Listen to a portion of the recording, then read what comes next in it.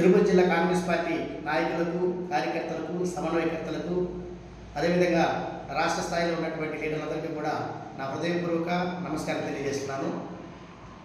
ఈరోజు మీకు ముందుకు రావడానికి ఒక కారణం, రేపు 17/12/2024 తేదీ వైఎస్ షర్మిలారెడ్డి గారి మన రాష్ట్ర పిసిసి అధ్యక్షురానికి పుట్టినరోజు సందర్భంగా అందరూ రాష్ట్ర వ్యాప్తంగా కూడా ఘనంగా ఆమె యొక్క పుట్టినరోజును జరుపుకోవడం జరుగుతూ ఉంది.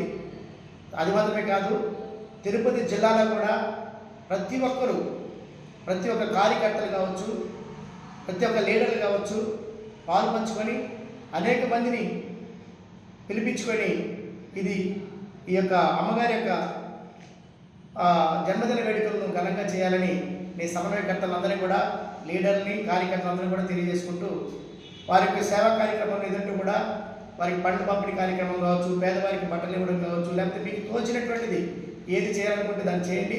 మీ అందరికీ కూడా మా జిల్లా కార్యవర్గం కూడా మీకు ఎప్పుడు సపోర్ట్గా నిలబడుతుందని, ఏ విషయమైనా కూడా మాకు చెప్తే మేమందరం కూడా మీకు ముందుగా ఉంటామని తెలియజేసుకుంటూ ముగించుకుంటున్నాను. Thank you.